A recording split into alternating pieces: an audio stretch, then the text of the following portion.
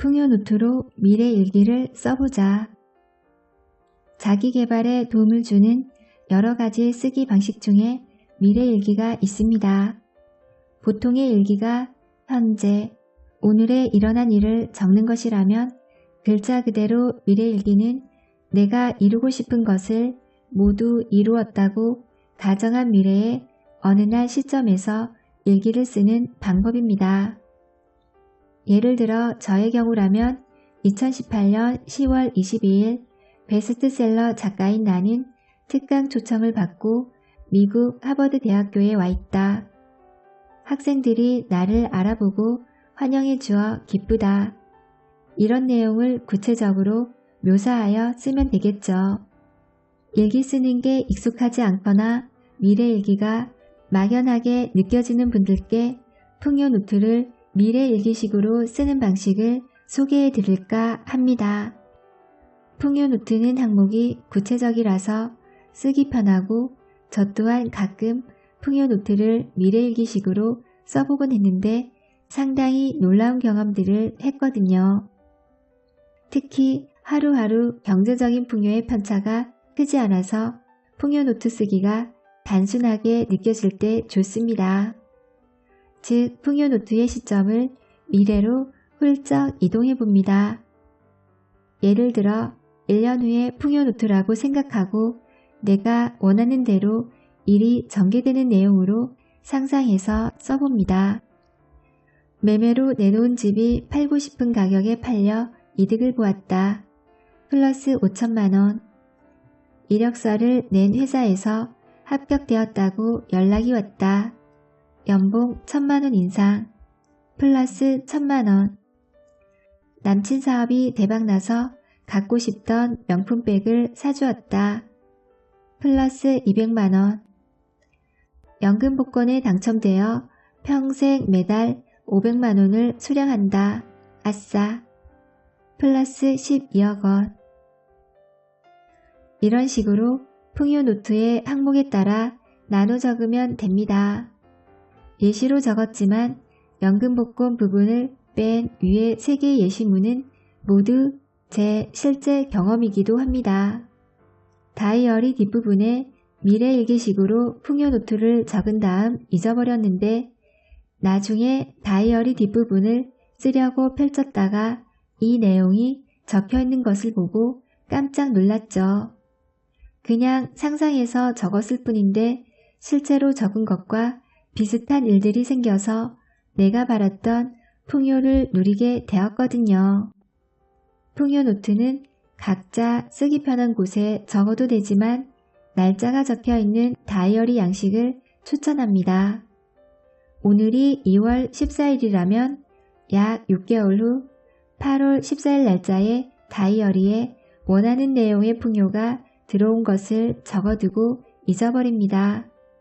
그러면 8월 달에 다이어리를 쓸 때쯤 그 페이지를 펼치면 예전에 기입한 것과 비교해서 어떤 변화가 생겼는지 확인할 수 있지요.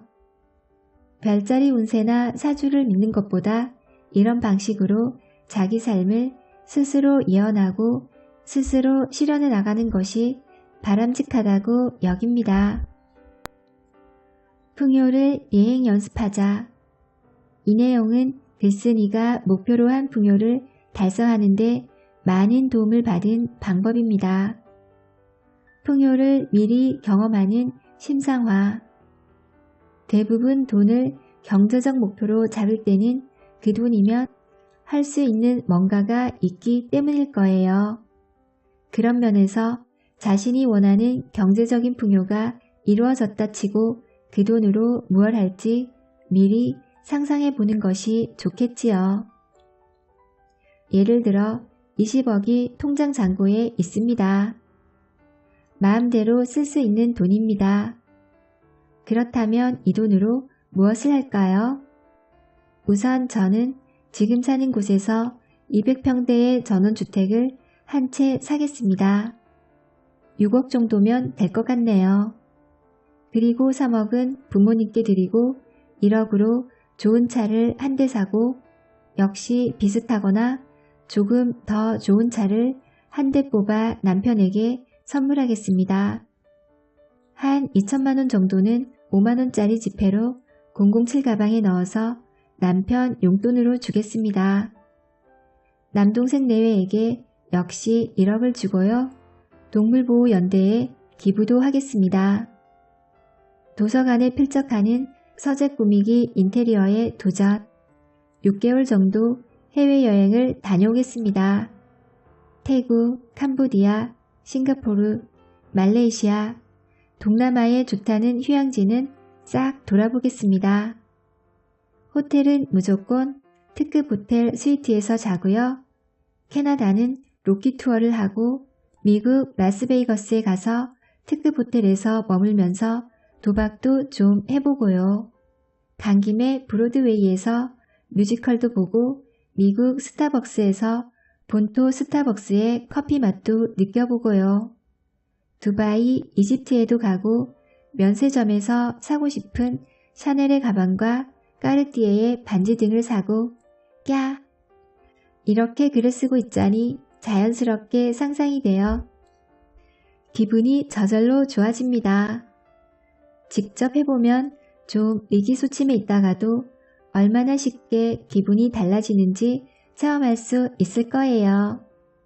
내용을 디테일하게 추가하면 심상화는 더 또렷해집니다. 단순히 수입차라고 하기보다 BMW, 미니 컨트리맨, 아우디 콰트로를 사겠다고 특급 호텔도 포시즌 호텔 하는 식으로 구체적으로 상상합니다. 풍요 노트를 쓰다가 목표가 얼른 안 이루어지는 것 같거나 기분 전환이 필요할 때 이 심상화를 하면 동기부여가 되어 다시 긍정적인 감정에 집중할 수 있습니다. 최고를 경험하는 놀이. 그런데 이런 심상화를 할 때 실감이 안 나고 별 감흥이 없는 경우가 있습니다. 보통 사람들은 생활이 고만고만하다 보니 진짜 돈이 많아진 다음 생활이 어떨지 상상이 잘 안 되기도 합니다. 부자가 되고 싶다고 늘 생각은 하지만 막연하게 드라마에서 본 대로 수입차를 타겠구나, 명품으로 휘감겠구나, 으리으리한 저택에 살겠구나 정도로는 잠재의식이 자극받고 동기가 유발되기에 부족하고요. 이런 점을 보완하기 위해 제가 가끔 활용한 방법이 있습니다. 나에게 상을 주고 싶을 때 일명 최고를 경험하는 놀이를 하는 것이었습니다. 방법은 1년에 2-3번 정도 자기 연봉의 10분의 1 정도의 돈을 평소에 꼭 경험해보고 싶었던 부자 아이템을 갖는데 지출하는 것입니다. 예를 들면 좋아하는 연예인이 묵었던 특급 호텔에서 하룻밤을 숙박해보는 거죠. 아니면 우리나라에서 일식으로 가장 유명한 일식집에서 한 끼를 먹어보는 것도 괜찮고 명품 가방을 사도 됩니다. 오페라를 VIP석에서 보는 것도 좋고요. 여기까지 읽고 한 달 월급이 넘는 돈을 한꺼번에 지출하는 것은 무리야 라고 할 수 있겠네요. 하지만 위의 경우는 어디까지나 예일 뿐이고 경험해 볼 수 있는 부자 아이템에는 생수처럼 비교적 저렴한 상품도 있습니다. 부자들이 마신다는 최고급 수입 생수가 한 병에 6,000원에서 만원 정도 하는데요. 200만원은 힘들더라도 만원 정도는 한 번쯤 지출할 수 있지 않을까요? 최고를 경험하는 놀이는 막연히 짐작했던 부에 대한 느낌을 현실적으로 바꿔줍니다.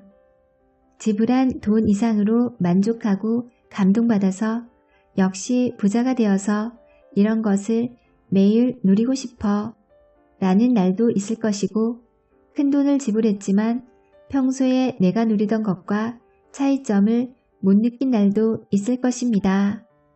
예를 들면 생수의 경우 아무리 비싸도 물맛은 별 차이가 없겠지요. 또 최고로 비싸고 좋은 것을 경험해보면 그 이하의 물건들에 대해선 다소 무덤덤해지는 경향이 있습니다. 돈이 없으면 안 쓸 것 같지만 돈이 부족하다고 여기는 상태에서 오히려 자잘한 지출이 많은 경우가 있습니다. 가격이 싸니까 괜찮겠지. 하지만 싼 물건은 그만큼 품질이 안 좋은 경우도 있고 실증도 쉽게 납니다. 이런 소소한 지출이 모여 나의 재정에 큰 구멍이 되기도 하고요.